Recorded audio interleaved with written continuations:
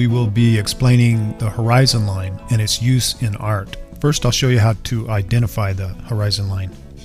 To determine the horizon line, hold your brush at arm's length, close one eye, hold your brush level, don't go higher and don't go lower. Hold it at eye level and look through the brush and you'll see the horizon line, the true horizon line. Sometimes the visible horizon line will hide the true horizon line, but the true horizon line will be right through your brush. So here's the concept from a distance. I'm looking through my brush into the distance, and there's the vanishing point, and these green lines would represent something like trees or people as the distance increases from the viewer to the vanishing point. Now here's what I mean by the visible horizon line. These points right here are the visible horizon line, where the sky meets the ground. But the true horizon line, when I'm standing out in this field looking at eye level, the true horizon line is going to be through these mountains. So if I'm painting a building, I want the perspective to be pointing at the true horizon line, not the visible horizon line. So I hold my brush out at eye level, and right there is the true horizon line. Of course, the true horizon line is much easier to see when you're looking at the ocean because it's completely and totally level. So as you can see here, the true horizon line is the water line. So why is the horizon line important in art?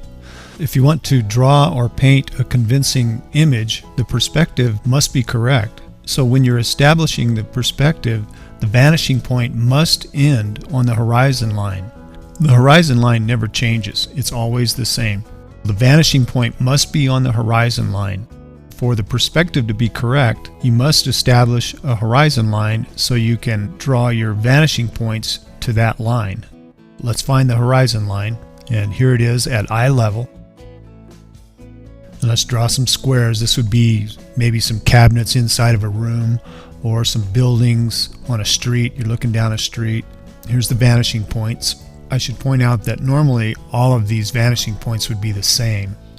In other words, all these lines would go to that center vanishing point. But I just wanted to illustrate it this way to show you that vanishing points can be in different locations on the horizon line.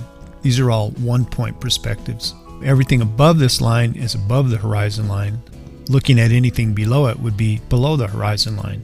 So now we finish our boxes and we see that when an object is below the horizon line, we can see the top of it. When an object is above the horizon line, we can see the bottom of it. When it's even with the horizon line, we can't see the bottom or the top.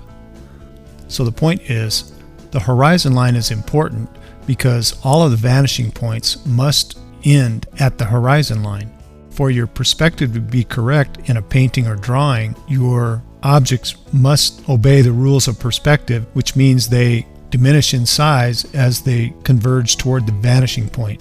I hope this helps you understand the horizon line and why it's important in art. Thanks for watching.